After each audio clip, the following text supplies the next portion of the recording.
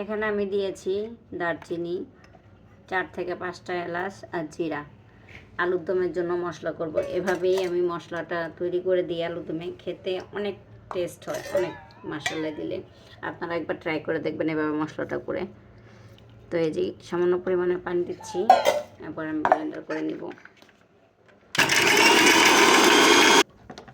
এর মধ্যে আমি একটু টমেটো দিয়ে দিব, টমেটো পেস্ট।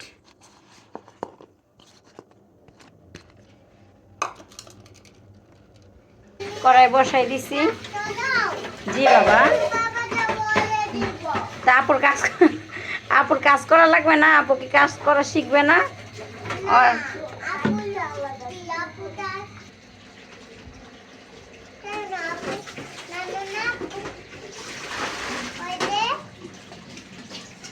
আপু কি আপু সুন্দর এই জন্য আপু ধোবে না? ও আপু ছোট এই জন্য আপু ধোবে না। মা, তো আম্মু কি খালি একা কাজ করবো নাকি? তুমিও সাথে করবা?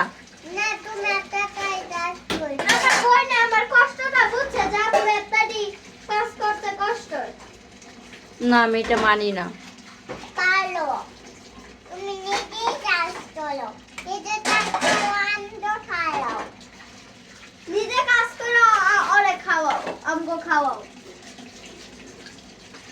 আচ্ছা, আর পাকনা কথা কওয়া লাগবে না, আমি আলুর দম পাকাই।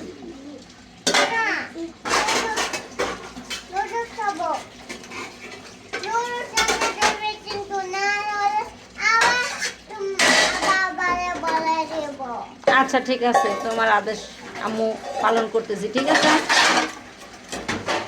এদিকে আমার মেয়ের কথা শুনতে শুনতে পেঁয়াজ বলে তেল গরম হয়ে গেছে। তেলের মধ্যে পেঁয়াজটি দিয়ে দিই। দেখছেন আমার বড় মেয়ে কয়টা প্লেট ধুইতেছিল, এই জন্য ও আমাকে এই কথা বললো, তুমি আপুকে দিয়ে কাজ করাচ্ছ কেন, বাবাকে বলে দিব। এদিকে আলুগুলা ধুয়ে নিই। অনেকগুলো আলুর দম পাকাবো আজকে, অনেকগুলো।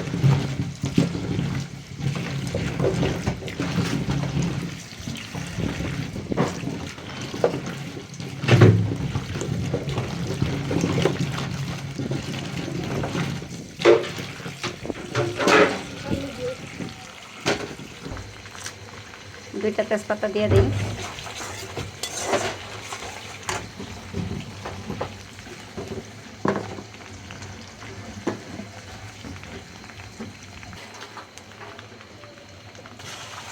যে মশলাগুলো ব্লেন্ডার করছি মশলাগুলো দিয়ে দিলাম।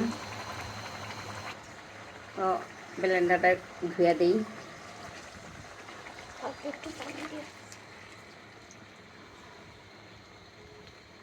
কথা বল।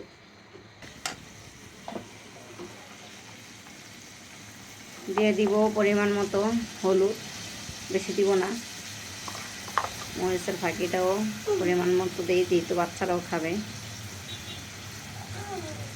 লবণটাও পরিমাণ মতো, আমার পরিমাণ মতো আমি দিচ্ছি, আপনাদের পরিমাণ মতো আপনারা দেবেন।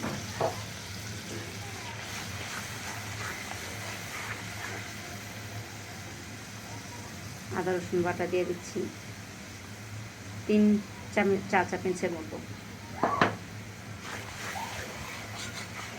আর মশলাটা আমি ভালো করে কষিয়ে নিব।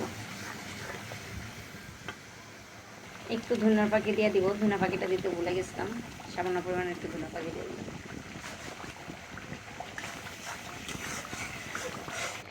আমার মশলাটা কষানো হয়ে গেছে, এই যে তেল ছেড়ে দিচ্ছে। মশলাটা যেহেতু কষানো হয়ে গেছে, আমি আলুগুলো দিয়ে দিব। আলুগুলো দিয়ে হালকা একটু এই মশলার মধ্যে কষিয়ে নিব, তারপর আমি পানি দিব। তো আমি একটু মশলাগুলো মিলিয়ে নিই।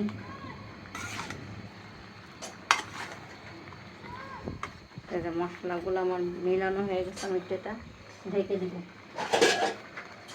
এই যে ঢেকে দিব। আর দেখেন বটি দিয়া কাম করতেছে, কত বড় সাহস! এধারে আমি রান্না করি আর ওই ধারে বটি লয়ে আছে আলু পেঁয়াজ কাটতে, দেন মোবাইল উঠিতেছে ভিতরে।